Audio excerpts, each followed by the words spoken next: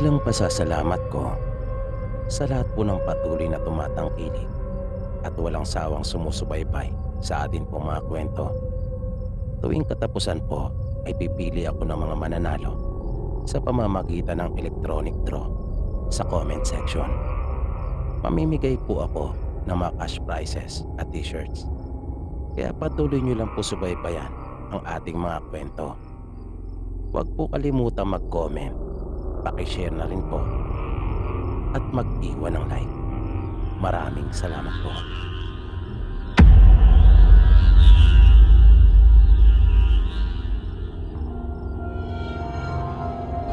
Magandang araw sa iyo, Sir PP.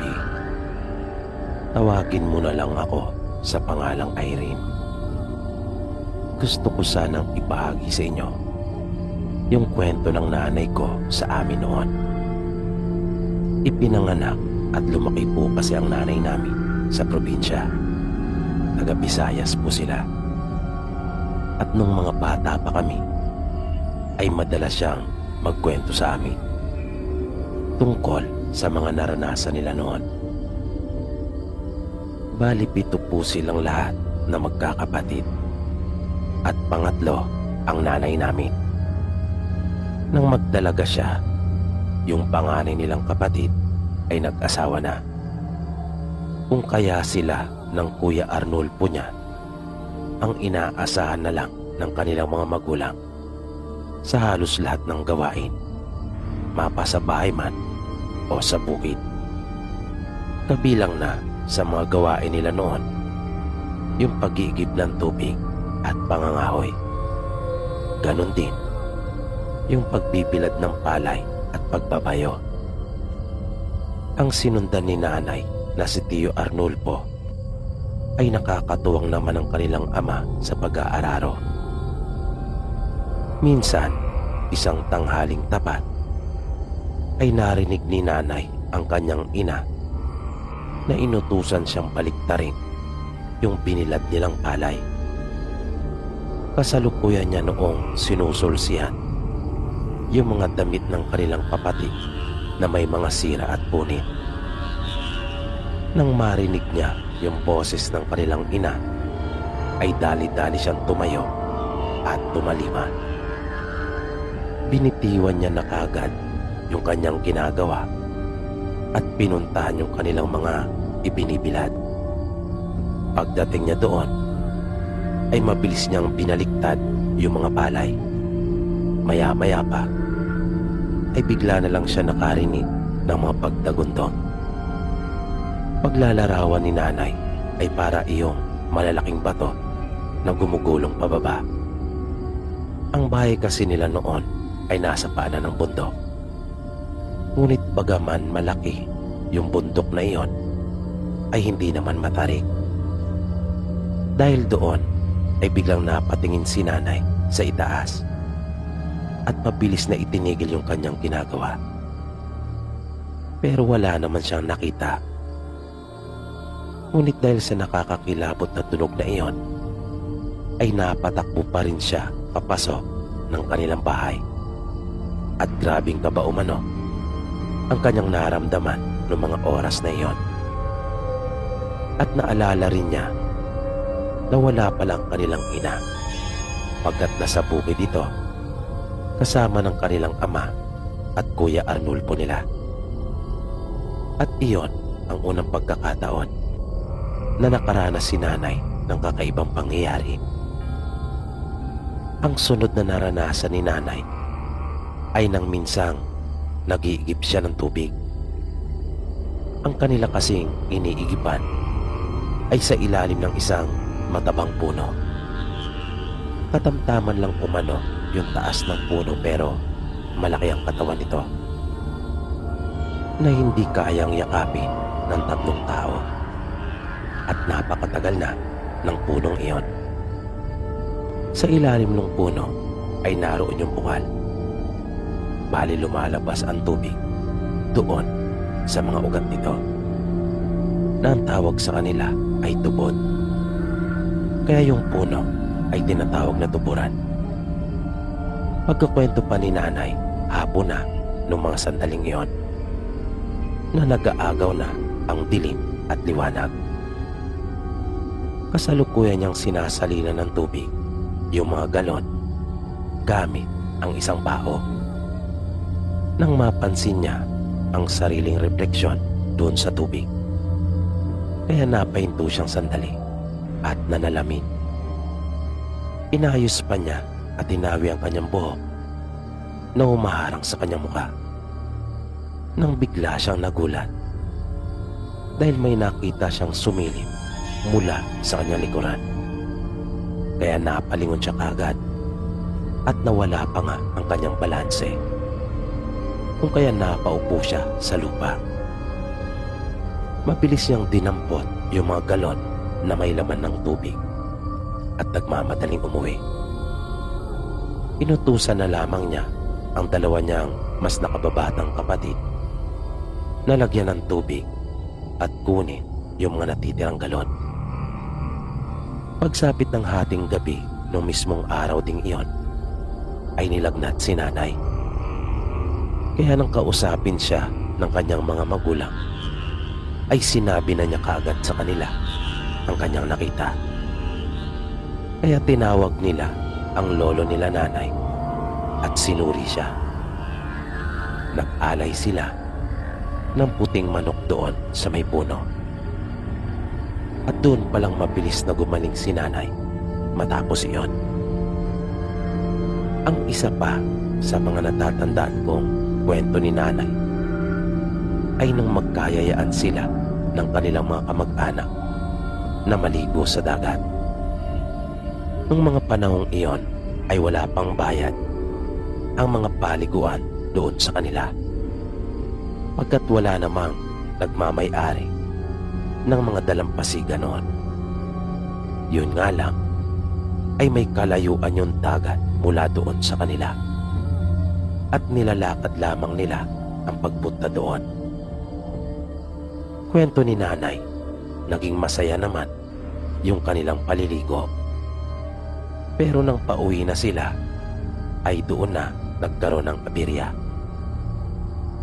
Magkakasunod daw sila noong naglalakad pauwi sa kanila nang biglang dumaing ang nakababata niyang kapatid ng pananakit ng tiyan. At nais daw nitong magbawas dahil naparami kasi ito ng kain. Nagpaalam naman daw si nanay sa kanilang ina at sinabing sasamahan lang niya muna ang kanilang kapatid. Tumango naman ang kanilang ina at sinabing sumunod na lang sila. At dahil iisa lang naman ang dadaanan, kung kaya wala namang dahilan para hindi nila sila masundan. Kaya lumihis sila sa daan ng kanyang kapatid at sinamahan itong magbawas.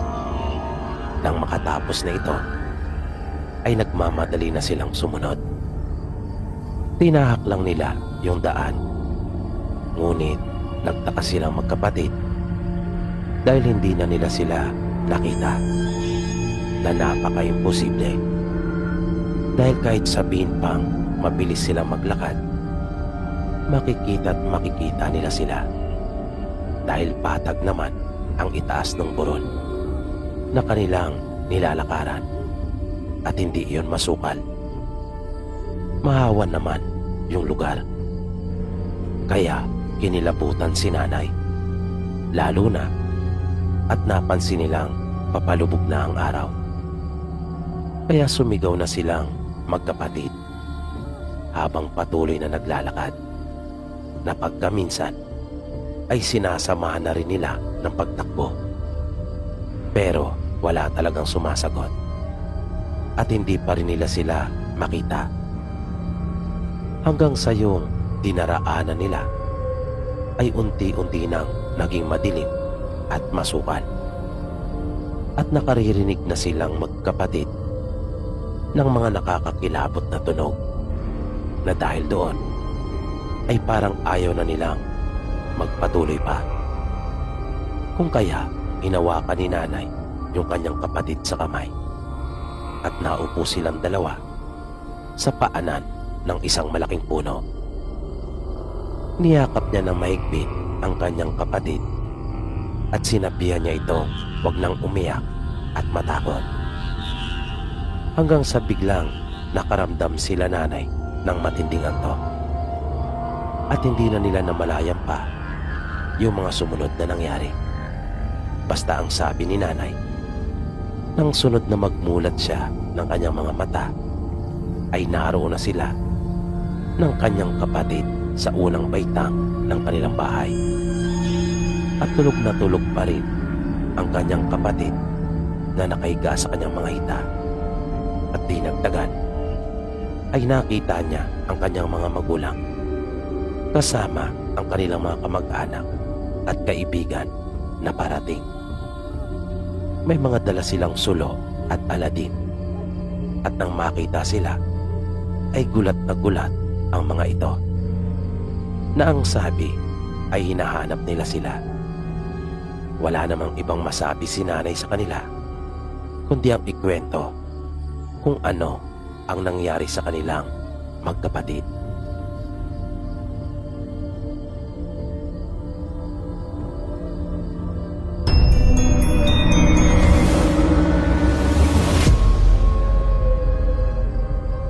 Magandang gabi sa iyo, Sir Pipi. Ako po si Arnel. Tubong Visayas din po ako. Doon ako'y pinanganak at lumaki sa aming probinsya. Pero kasalukuyan po akong nagtatrabaho dito ngayon sa Ibayong Dagat. Gusto ko lang din po sanang ibahagi yung naging karanasan namin ng pinsang ko nung mga bata pa kami. Kasalukuyan po kami noong nag-aaral sa elementarya. Sa pagkukwento ko po ng aming karanasan, ay hindi ko pa kay naipiling yung paniniwala ko sa iba. Di ko rin hangad na salungatin yung kanilang paniniwala. Ang sa akin lang ay kukwento ko kung ano yung totoong naranasan ko. Alam niyo po kasi sir, lumaki po ako sa mahirap na pamilya. Hindi ko po ikinakailayan. Talagang simulat sa pool ay kahirapan na talaga ang kinamulatan ko. Kaya wala kaming pwede noong mapagpilian malibang magpanat ka ng buto o magtrabaho ka. Di ba pareho lang? Ganun po ang sitwasyon namin noon. Kaya sa mura kong edad talaga namang nasabak na ako sa mga mabibigat na trabaho. At para makatulong ako sa aming pamilya at masuportahan ko yung aking pag-aaral, bukod sa pagtulong ko sa aking mga magulang sa mga gawaing bukid at pagtatrabaho sa lupa ng iba, ay nangunguha pa po ako ng mga panggatong at ibinibenta sa bayan. Nangangahoy po kami at pinuputol namin ng kasing haba ng ruler. At pagkatapos ay isinasalansan po namin yan at tinatalian. At saka namin ibababa sa bayan upang ipagbili. Minsan sa pangangahoy naming magpinsan ay naisipan naming dumako naman sa ibang lugar dahil halos maubos na namin yung mga nasa malapit sa amin. Ang lagi kong kasakasama noon ay yung pinsan kong si Romel. Bali kami ang magkasundo noon. Halos magkaedad lang din kasi kami. Pero ipagpapaon ako na po na itong pinsang ko ay may pagka maloko po talaga. Pilyo po ito. Kung sa ibang lengguwahe pa ay may pagkabargas po ito. At iyon na nga po yung aming ginawa. Lumipat kami ng ibang mapagkukunan ng mga kahoy. Kaya bitbit ang sako at itak na nakasukbit sa aming mga bewang ay lumakad na po kami. Medyo may kalayuan po yung nilakad namin noon. At nang mapansin namin na naroon na kami sa tamang pook, ay naisipan naming magpahinga na munang sandali. Natuwa kaming magpinsan habang pinagmamasdan yung napakaraming puno na maaari namin mapagkunan ng panggatong. Matapos namin magpahinga ay nagumpisa na kami. Nang makaramdam naman ng uhaw itong pinsang ko at nagyaya na bumaba daw muna kami sa patis para uminom. Ngunit sinabi ko sa kanya na siya na lang muna. Kaya lumakad na ito. Nang ilang saglit lang ay nakita ko itong biglang bumalik at tila ba sabik na sinabi sa akin may nakita daw siyang bahay at parang walang tao. Na mayroon palang bahay doon lang malapit sa aming kinaroroonan. Bali nasa kabilang panig lang yon.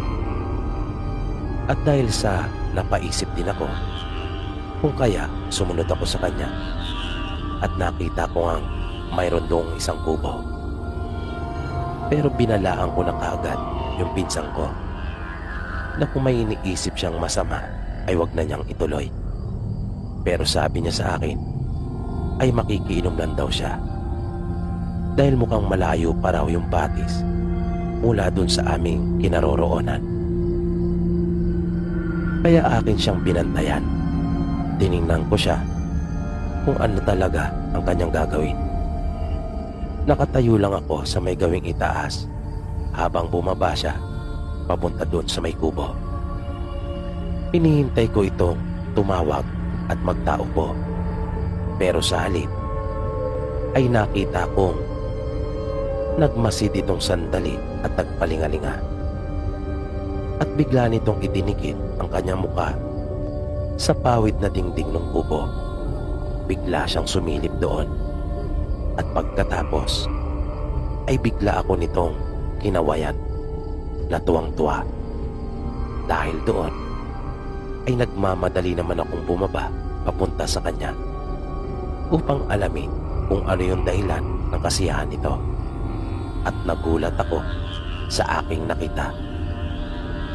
Matapos kong sumilip doon sa butas na bahagi ng dingding, nakita ko ang isang babae na napakaganda ng kanyang kutis. May mahabang buhok ito na tuwid at ito ay ubod-ubad na nakaupo ngunit nakatalikod sa amin. Habang nakikita ko yung kanyang mga kamay na nagsasalitan sa paghima sa kanyang braso at iba pang parte ng kanyang katawan na para bang may ipinapahid. Nang bigla na lamang itong natigilan sa kanyang ginagawa na tila ba nakiramdam siyang sandali. Kaya kahit yung paghinga naming magpinsan ay pansamantala naming pinigilan at amin na munang inalis yung pagkakasilip namin doon. Pero nang maramdaman namin na po pwede na uli ay nag-uunahan pa kaming magpinsan na sumilip.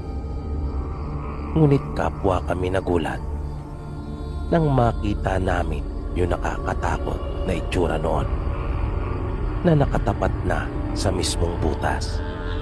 Napasigaw talaga kami pareho ng pinsang ko dahil sa matinding pagkagulat pagkat hindi namin iyon inaasahan. At kung kanina ay nag-uunahan kami sa pagsilip, nung puntong iyon naman ay nag-uunahan na kami sa pagtakbo at pag-akyat kung saan kami galing. Halos gumulong kami kapwa pabalik dahil sa aming pagmamadali. Mabilis naming tinahak yung daan pabalik sa amin. Tinakbo namin iyon nang wala talagang lingon-lingon. At yan po yung karanasan kong hindi ko po talaga makakalimutan. Kaya simula noon ay iniwasan na talaga namin yung bahaging iyon ng bundok na may bali-balita pa nga doon sa amin dati na may ilan ng kalalakihan ang umakyat doon na hindi na nakabalik.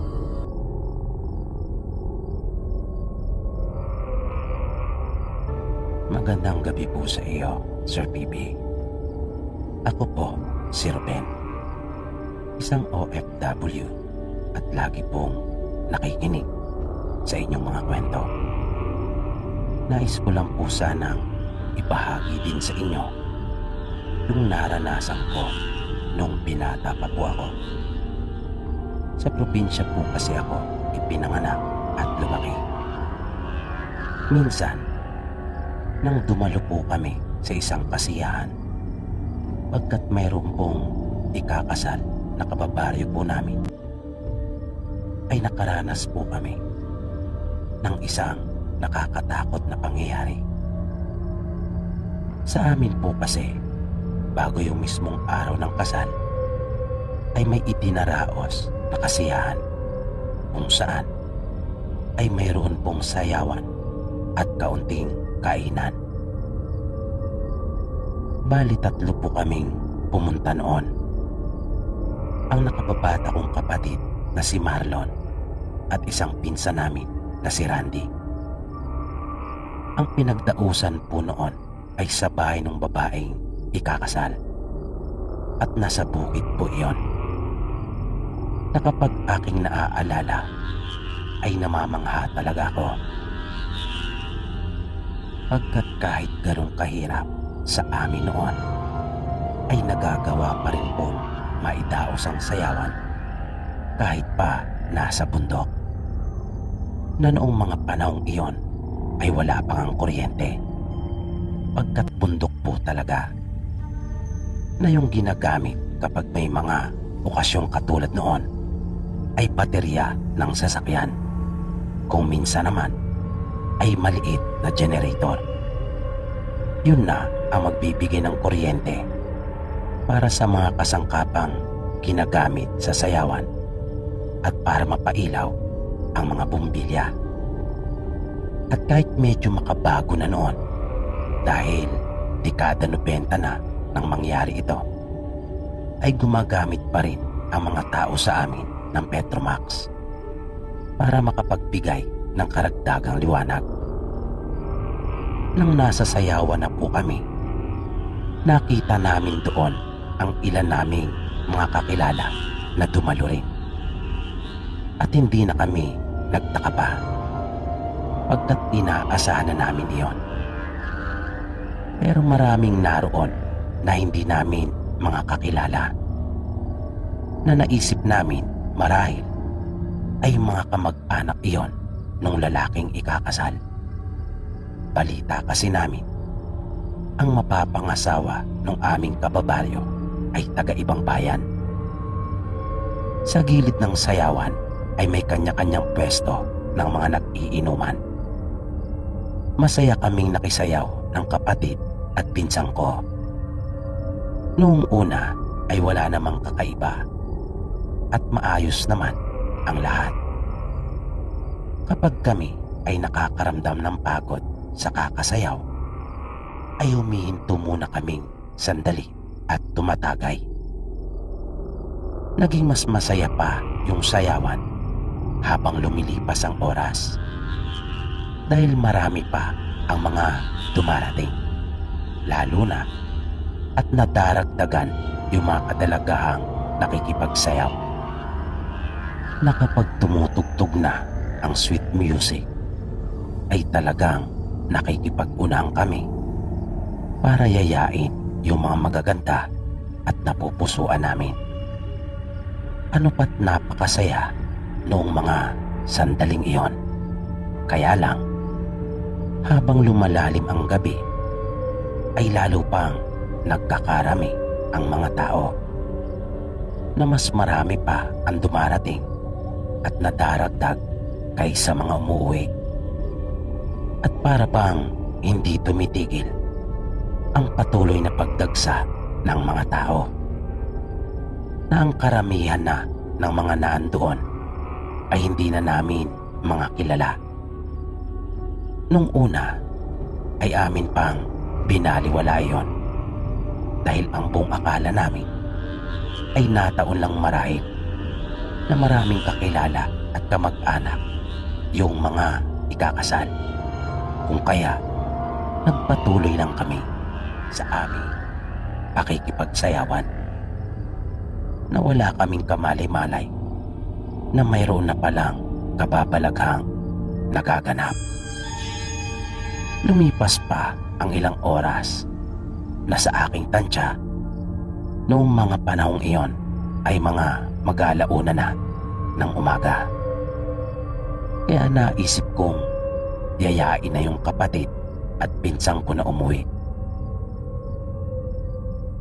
Lumipas pa ang ilang oras na sa aking tansya noon ay mga mag-aalauna na.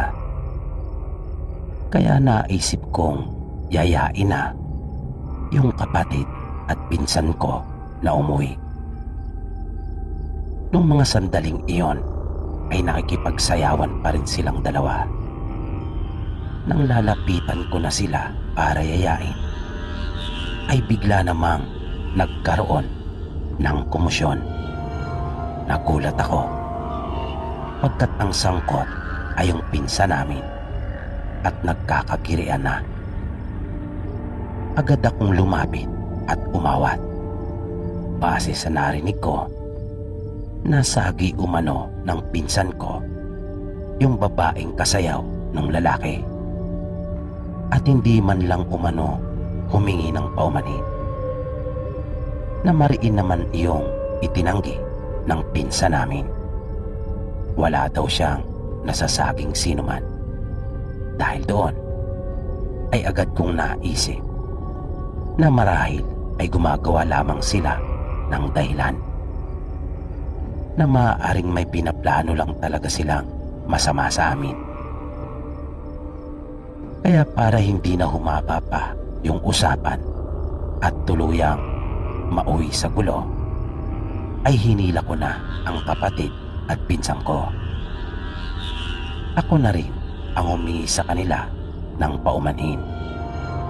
Ngunit habang papalayo kami, ay naririnig ko pa rin yung pagmumura ng mga ito. At tila ba galit na nagbabanta pa. Kaya sinabihan ko ang mga kasama kong magmadali na pagkat argabyado kami sa dami nila. Nang binabaybay na namin yung daan pauwi sa amin, ay bigla na lang kaming may naramdaman. Sabi ko sa kanila, mayroong sumusunod sa amin. Kaya sinabi kong mas bilisan pa namin ang ginagawa naming paglalakad. Di nagtagal ay nanindig na ng tuluyan yung balahibo ko sa katawan. Nang ang sunod naming marinig ay huni na ng aswang. Pamilyar kami sa huni noon pagkat nakarinig na kami noon nang minsang kami ay matulog sa bahay ng lolo namin. At ang lalo pa po naming ikinagimbal noon ay makalipas lang ang ilang sandali ay hindi lamang iisang huni ang aming narinig, na sa aking palagay ay hindi po iyon bababa sa 5. Kaya sobrang takot ang naramdaman namin. Nag-alala talaga ako noong mga oras na iyon. Dahil ang makasagupa ka nga lang ng isa ay parang napakahirap na. Yung higit pa kaya sa 5. At lalo pang nakapagpadagdag sa amin ng takot yung kabilugan ng buwan. Kaya mas nagmadali pa kami.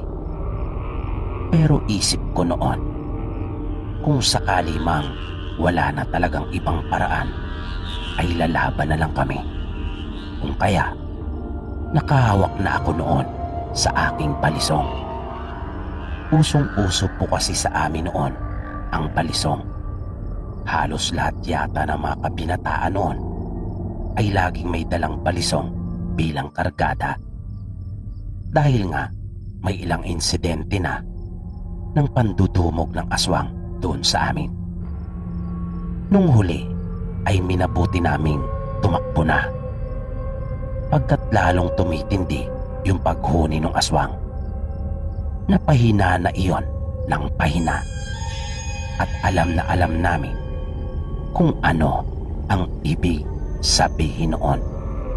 Kaya tumakbo na kami. Pero makaraan ang ilang minutong pagtakbo ay bigla kaming napahinto nang humarang sa aming daraanan ang dalawang naglalakihang aso na sa tingin ko kung aking lalapitan iyon upang sukatin ay lampas pa sa aking bewang ang taas ng mga ito.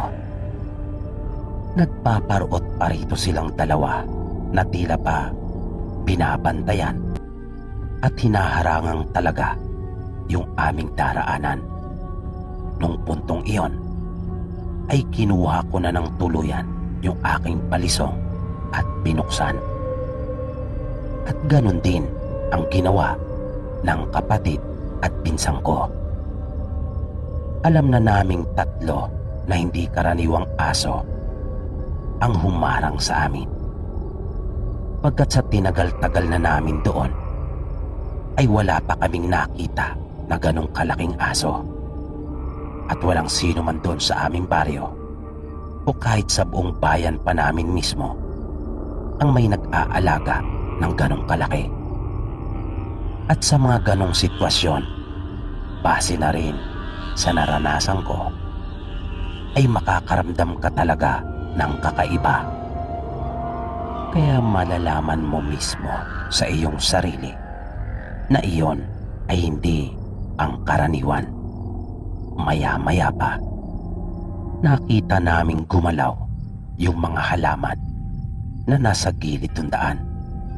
At mula doon ay may lumabas pang dalawang naglalakihang aso na nakaangil pa nga ang mga ito.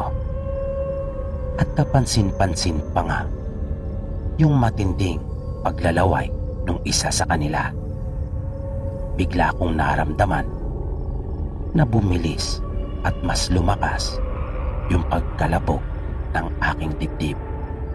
Lalo na nang makita naming parang naghahanda na silang sumugod. Kaya mabilis kaming dumampot ng mga bato.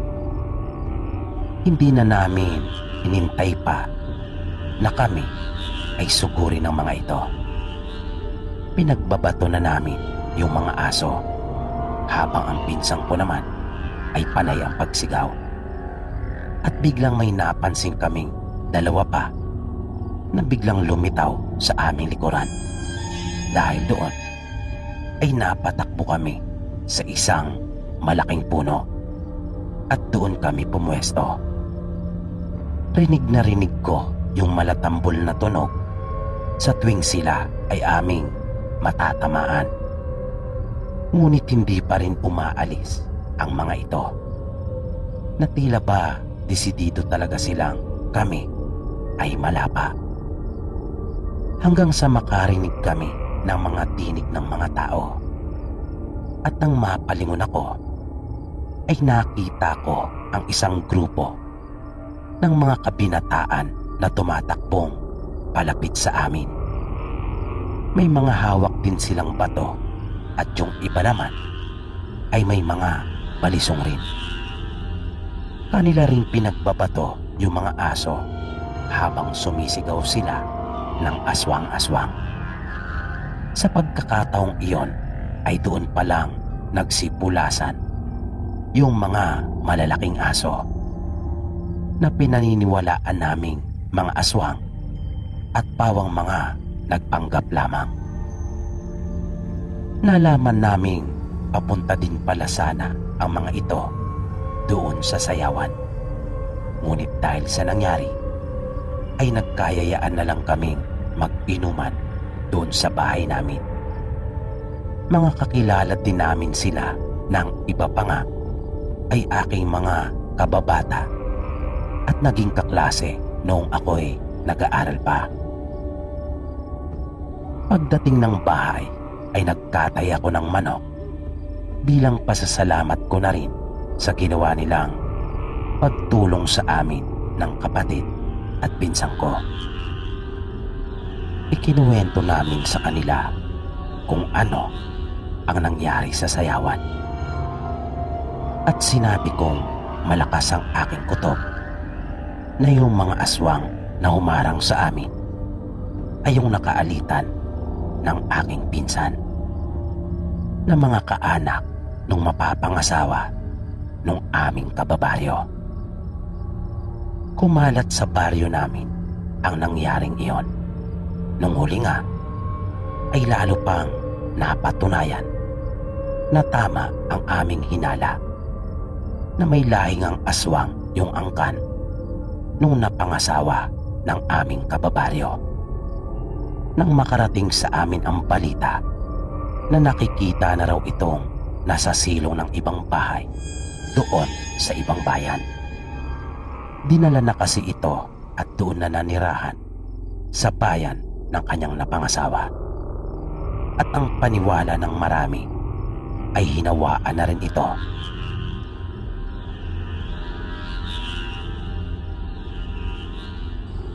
Gusto ko lang po sanang ibahagi yung naranasan ko.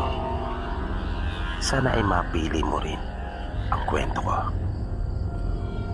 Nangyari po ito, ilang taon na rin ang nakakalipas. Pero tandang-tanda ko pa po ang lahat. Galing kami noon sa kasalan. At dahil sa napasarap, kung kaya inabutan na kami ng gabi. May inarkila naman kami noon na jeep. Yun nga lang, ay hindi naman ito makakaakyat hanggang doon sa may amin. Dahil sa hindi talaga makakadaan, bukod sa makitid, ay hindi pa maganda yung daanan na tanging pang tao lang. Kaya mula sa kanto ay naglakad kami kasama yung ilang mga kaanak namin. Marami kami noon, mga partidos ng lalaking ikinasal. Ang bahay namin at nung dalawa kong pinsan ang pinakamalayo. Kaya kami na lang tatlo noong huli ang natirang naglalakad. May dala kami noong flashlight. Habang nasa daan ay pinag-uusapan namin yung mga nangyari doon sa kasalan. Nang bigla na lang humuni yung aswang. Kaya natahimik kaming tatlo at kinabahan. Nagmadali kami sa aming paglakad. Nung mga sandaling iyon ay nararamdaman namin nasa paligid lang ito. Dahil patuloy namin naririnig yung kanyang paguni. Medyo nakahinga lang kami ng maluwag nang matanaw na namin yung bahay ng mga pinsang ko. Sa takot ko ay hindi na ako dumiretso pa ng uwi sa amin. Nakiusap ako sa kanila na kung maaari ay doon na muna ako matulog. Nagpahinga muna kaming sandali. Pagkatapos ay inihanda na rin namin yung aming higaan. Dalawa ang kwarto sa kanila. Isang tipikal lang na bahay sa probinsya. Nasa kabilang kwarto ang kanilang mga magulang at parehong nagpapahinga na. Nang nakahiga na kami habang nagpapaantok, ay nagkwentuhan pa muna kaming magpipinsan. Pero may napansin ako. Kaya pinatahimik kong sandali silang dalawa. At tama nga ang aking narinig. Huni iyon ng aswang. At sinundan kami hanggang sa kanilang bahay. Kinabahan ako, pero hindi katulad noong nasa daan pa kami. Naisip ko kasing kahit naman paano ay ligtas kami sa loob ng kanilang bahay. Biglang tumayo yung pinsan ko at kanyang siniguradong nakasara yung bintana. At nang masiguro niyang nakasara iyong mabuti, ay nagmamadali na rin itong nahiga sa tabi ko. Napapagitnaan kasi nila akong magkapatid noon. Sila ang kasundo ko sa lahat kong mga pinsan Siguro dahil sa sila ang katubo ko. Kaya nga ang bansag nila sa aming lugar ay 3 Maria. At dahil nga sa paghuni na iyon ng aswang, kaya lalo kaming hindi na nakatulog. Doon kasi sa amin ay pinaniniwalaan talaga ang mga aswang. Dahil marami na ang nakaranas at nakakita sa mga ito. Ayon sa aming mga lolo at lola, nagsimula ang aswang doon sa amin nang mapapalitang may dumaong na isang barko na naglululan ng mga pamilyang aswang na hindi malinaw sa kanila kung saan galing ang mga ito. Basta bigla na lang sumulpot doon sa bayan namin. At simula nga noon ay marami na ang napabalitang mga kababalagan at mga pangyayaring may kinalaman ang mga aswang. Kahit mga nakahiga na kami noong mga oras na iyon, ay sinikap naming hindi talaga matulog. Ayaw pa rin kasi tumigil ng aswang na aming naririnig. Napakiramdam naming 3 ay tsumitsyempo lamang ito. Yung tipong nag-aabang ng tamang pagkakataon para isagawa yung masama niyang balak sa amin. At makaraan ang ilang sandali ay naramdaman naming lumundo yung balayan ng kanilang bahay, na masasabi mo talagang mayroong dumapo doon sa bubong. Sa mahinang tinig ay sinabi ko sa isa kong pinsan na si Ina na kanya nang hipan yung lampara para kung sakali man ay hindi niya kami kaagad makita. At umalis kaming 3 doon sa katre.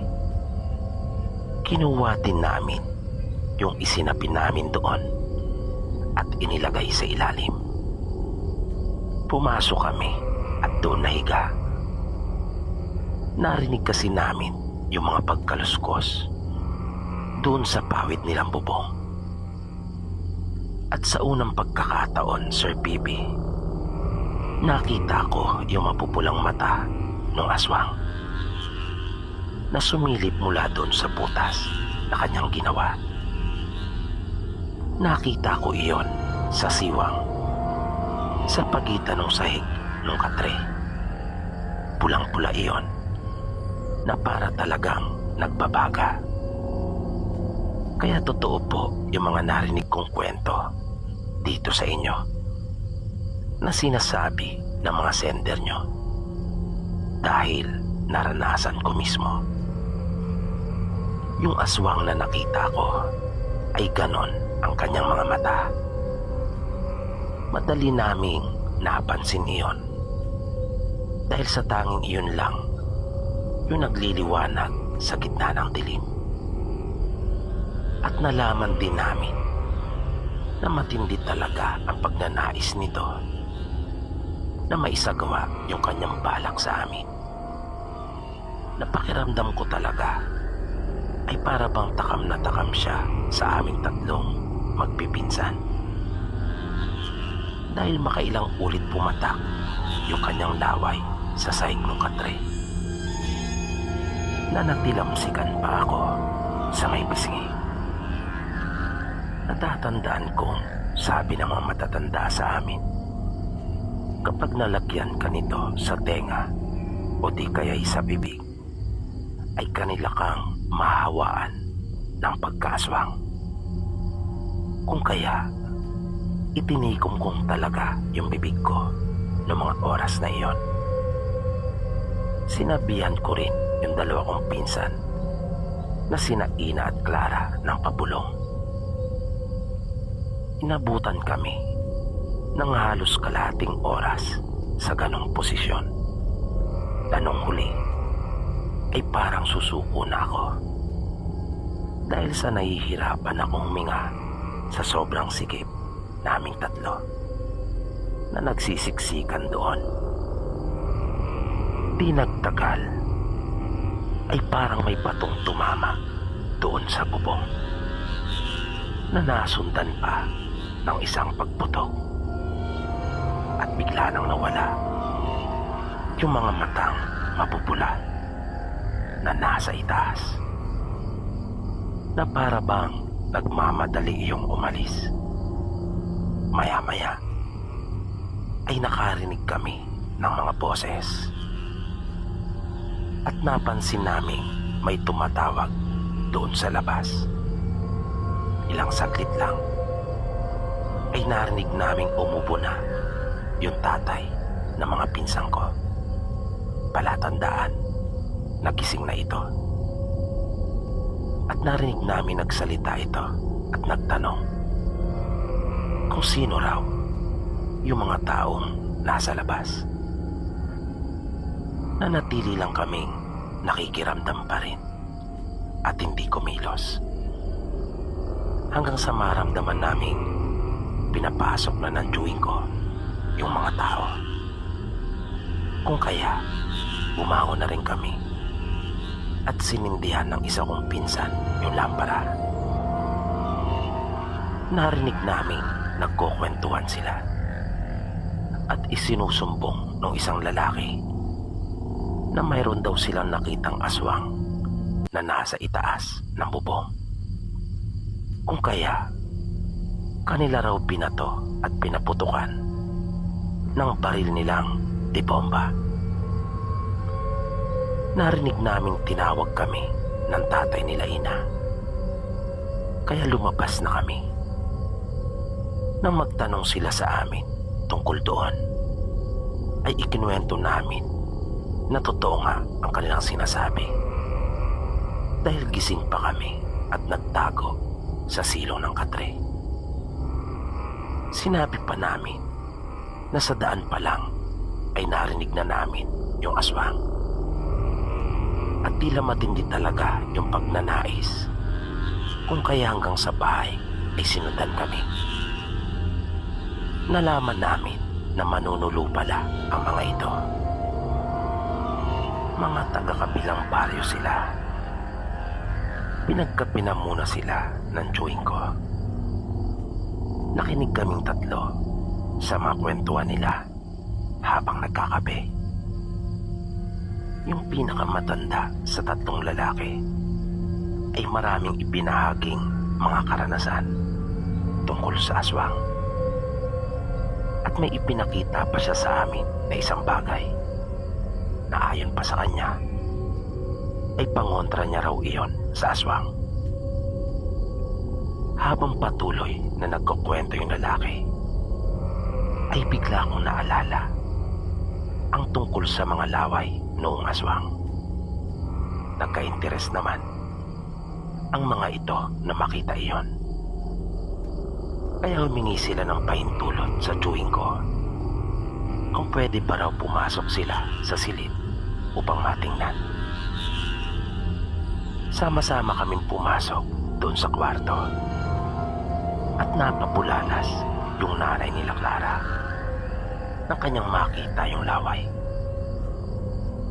Inilapit ng lalaki yung bagay na kanyang ipinakita sa amin. At sa maniwala kayo at sa hindi, ay bigla na lang kumulo yung laway ng aswang. Bumubula-bula iyon hanggang sa umusok at unti-unting naging aso na sumama sa hangin. Namangha kami sa aming nakita. Noon pa lang ako nakakita ng ganon. At sigurado akong ganon din yung buong mag-anak nila Ina at Clara. Matapos iyon ay nagsalita yung lalaki at sinabing walang dudang aswang nga talaga yung nasa bubong na kanilang binato at binaril. Bago sila tuluyang umalis ay nagpaalala pa ito sa amin at sinabing maging maingat kami dahil sa babalik pa umano yung aswang na iyon, sapagkat napigilan ito sa masama niyang plano. At higit sa lahat, ay kanila raw itong nasaktan at nasugatan. Kung kaya siguradong gaganti umano ito. Nang mapatingin ako sa aking tiyuhin, ay agad kong napakas yung pag-aalala sa kanya na napansin rin pala iyon nung lalaki. Kaya may kinuha pa ito sa kanyang bag at iniabot niya iyon sa tiyuhin ko. Kanyang sinabing makakatulong iyon para malaman kung mayroong aswang na nasa paligid. Lana iyon na nakalagay sa isang maliit na bote. Sabi ng lalaki, kukulo ang langis na nasa loob kapag mayroong aswang, na kahit konti na lang ang laman nito ay aapaw pa rin. Nang tuluyan na silang magpaalam, ay nagpasalamat kami sa kanila. Nung gabing iyon ay hindi na kami nakatulog pa nila Ina at Clara. Panay ang tingin namin doon sa lana na ibinigay ng lalaki. Buti naman at wala na kaming naramdamang kahit ano pa patungkol sa aswang hanggang sa mag-umaga. At nang mataas na ang sikat ng araw, ay nagpaalam na ako sa kanila at umuwi na ako sa amin. Pagdating ko sa amin, ay kinamusta ako nila nanay tungkol sa kasalan. Hindi na ito nagtatanong kapag hindi ako nakauwi, dahil alam nilang naroon ako kanila Clara. Sinabi kong maganda naman at masaya. Naging maayos naman kako yung kasal. Kaso, ang hindi naging maayos ay nung pag-uwi namin. Dahil sa sinundan kami ng aswang. Kaya nag-alala si nanay nang marinig yung sinabi ko. Kahit ang tatay ko ay napatanong kung ano raw ba ang nangyari. Kaya ikinuwento ko sa kanila. Matatanda na ang nanay at tatay ko. At dalawa lang kami na kanilang anak. Na dahil sa may katandaan na, kaya wala na silang hilig na dumalo pa sa mga okasyon. Pagkatirap na silang maglakad ng malayo. Umaasa lang kami noon sa padala ng ate ko na nasa Maynila nagtatrabaho.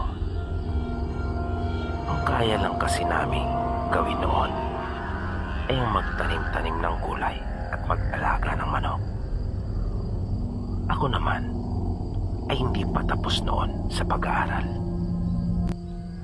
Kinagabihan noong araw na iyon, habang nagpapahinga na kami, ay biglang lumakas yung pagkalabog ng aking dibdib na parang ayaw ko pang maniwala dahil narinig ko yung huni ng aswang.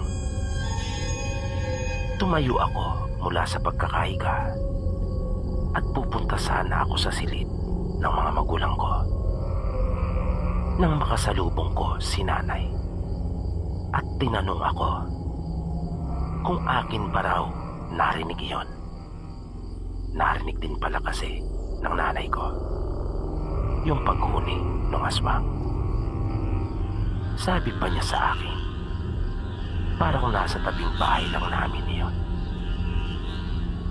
Nagpasama sa akin si nanay at tinungo namin yung kusina.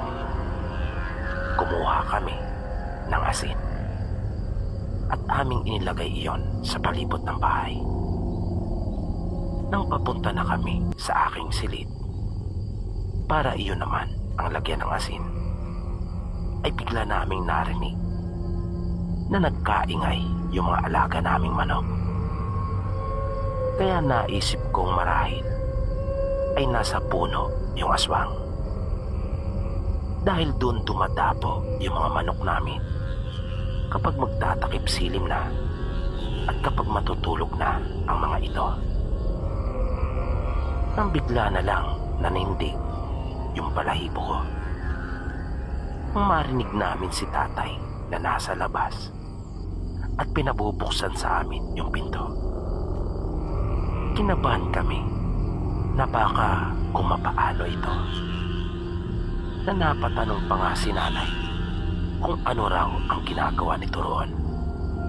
Pagpunta namin sa may pinto ay bigla kaming nagkatinginan at pansamantala pang natigilan. Nang mapasulyap kami sa kanilang silid at makita naming pareho ni nanay na nakahiga pa rin naman si tatay sa kanilang higaan at mahimbing na natutulog. Kaya namangha talaga kami sa aming natuklasan. Nakakayahang iyon ng aswang. Pero kasabay noon ay lupa din kaming natakot at nag-alala. Sinabi ni nanay na kahit anong mangyari ay wag na wag raw namin bubuksan ang pinto o bintana. Dahil parang iyon lang umano ang hinihintay na pagkakataon ng aswang. Buti na nga lang rin at naipagawa na ni ate yung aming bubong. Pagkat yari na ito sa yero. Kaya hindi ako masyado nag-alala na baka maulit yung aking naranasan doon sa bahay ng mga pinsang ko. Nakita ko pang kinuha niya yung walis at iniharang ito ni nanay ng papalagbag sa may pintuan namin. Hanggang sa nakatulog na lang ako. Siguro dahil iyon sa sobrang antok ko na rin. Pagkat hindi ako nakatulog noong nagdaang gabi. Pero si nanay ay hindi daw talaga natulog noon. Nakiramdam siya buong magdamag. Nawala lang ang aswang ayon sa kanya nung mga 4:00 na ng madaling araw. Na naisip kong napakatyaga ng aswang. Pero natakot ako dahil indikasyon iyon na talagang masidi yung pagnanais nito na maisagawa yung masamang plano niya para sa amin. Nang mga 10:00 na ng umaga ay dumating sa bahay namin sila Clara at Ina. Agad nilang ikinuwento sa akin na binalikan sila ng aswang at hindi lang umano isa kundi 2 pa. Na dahil sa sinabi nilang iyon ay lalo akong nag-alala. Aking sinabi rin sa kanila na mayroon ding aswang na nagparamdam sa amin noong nagdaang gabi. Nagkatinginan sila magkapatid nang marinig ang sinabi ko. Kaya naisip naming marahil ay nagtawag pa ito ng kanyang mga kaanak dahil sa nasaktan ito ng mga mangangaso. Dagdag na sabi pa ng magkapatid sa akin ay wala raw tigil yung pag-awas nung langis sa lalagyan nito. At kanila pang ipinakita iyon sa akin dahil sa dinala nilang magkapatid. Nakiusap ako sa kanila na kung maaari ay makahingi ako ng kahit na kaunti. Dahil naalala ko yung sabi ng lalaki na kahit kaunti lang ay kukulo pa rin ito at aawas kapag mayroong aswang na nasa paligid. Kanila naman akong binigyan at inilagay ko rin iyon sa maliit na bote. Makailang ulit nangyari yung ganon sa amin, Sir Bibi. Halos ginabi-gabi nila kami. Hanggang sa isang araw, habang naroon sa aming bahay, sila Clara at Ina, ay may dumating na isang babae na hindi pa naman masyadong katandaan. Kasalukuyan kami noong nagmemeryenda ng nilagang saging habang nagkukwentuhan. Sabado noon, tandang-tanda ko. Nang kausap ko na ito, ang sabi niya ay gusto raw niyang bumili ng kamoting kahoy. Naghahanap raw kasi siya dahil doon sa kanila ay mga walang tanim ang tao. Papakain niya umano iyon sa alaga nilang baboy. At kung mayroon rin umano kaming ipinibenta na baboy, ay kanya ring bibilin. Dahil sa nagbibenta rin sila ng karne nito. May ilang puno kaming tanim noon. Kaya tinanong ko siya kung ayos lang ba sa kanya kahit hindi ganoon karami. Pumayag naman ito at sinabing walang problema. Kaya pinatuloy ko siya at pinuntahan ko sila nanay para sila na ang makipag-usap doon sa babae. Pero sa totoo lang, noong mga oras na iyon, ay iniisip ko kung saan ko nakita yung babae. Dahil sa pamilyar talaga siya sa akin. Pagbalik ko, ay kasama ko na sila nanay.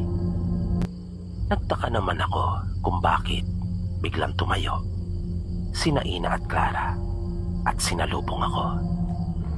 Kanilang iniwan yung babae. Sabi ng magkapatid ay aswang umano yung babae. Nang mag-usisa ako, ay sinabi ni Clara na uminit yung bote ng lana at ng kanyang tingnan ay kumukulo na ang langis sa loob noon. At nang mapasulyap ako sa babae, ay nahuli ko itong nakatingin sa amin ng masama. Nagduda na rin siguro ito tungkol sa kung ano ang aming pinag-uusapan. Pasimple kong dinampot yung walis at umikot kami sa bahay. Nakita naming kausap nila nanay yung babae. Mabilis kaming lumapit sa may pinto at ibinalagpag yung walis tingting doon. Napalingon sa amin yung babae na napatras kaming tatlo. Dahil sa may kung anong puwersa na kasama yung pagkakatitig niya sa amin na para ba iyong nakakapasok. Napakatalim ng pagkakatingin niya sa amin.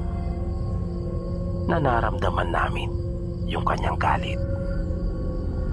Malakas na yung kutob naming magpipinsa noon na siya yung aswang na gumagambala sa amin. Napansin kaagad namin na parang hindi siya mapakali, na nakailang beses na itong nagpaalam pero hindi pa rin naman magawang umalis. Hindi siya makadaan doon sa nakabalagbag na walis tingting at nagsimula ng magtayuan ang buhok nito. Inilabas ng pinsan ko yung bote ng langis at kanyang binuksan ang takip noon na kanyang sisindihan yung umaawas. Nalaman kasi nung magkapatid sa isa nilang kamag-aral na pwedeng sindihan iyon at nagsimula na itong mangamot na hindi mo malaman kung saan ba talaga ang makate sa kanyang katawan. Pero pinigilan kami ni nanay at ipinahinto yung aming ginagawa. Sinabi nitong iyon nga raw ang kanilang pinag-uusapan. Ginamit lang pala ng babae na dahilan yung tungkol sa kamoting kahoy at baboy. Pero ang totoo, kung kaya pala ito naparoon ay para humingi ng tawad tungkol sa ginagawa ng kanyang mga anak. Na dahil sa sinabing iyon ni nanay ay natulala kaming magpipinsan. At doon ko na naalala kung saan ko ito nakita. Tama, doon sa kasal ng kaanak namin. Nakasama sila sa mga bisita na partidos ng babae. Humingi kami ng tawad sa kanya at ipinagtapat namin kung ano ang tunay na nangyari, na hindi kami ang nanakit sa kanyang anak, na yung mga aso naman ay napadaan lang at nagmalasakit sa amin nung gabing sundan kami ng kanyang anak. At nang maging malinaw na ang lahat at makapagpaliwanagan, ay umalis na yung babae na masaya.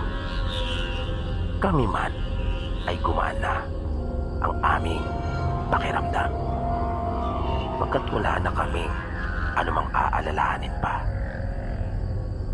Simula po noon ay hindi na naulit pa yung panggagambala sa amin. Dito po pansamantalang nagtatapos ang ating programa. At sana po'y inyong nagustuhan ang kwentong ating itinampok sa pagkakataong ito. Sana po ay patuloy niyo pang subaybayan ang mga susunod pa nating kwento.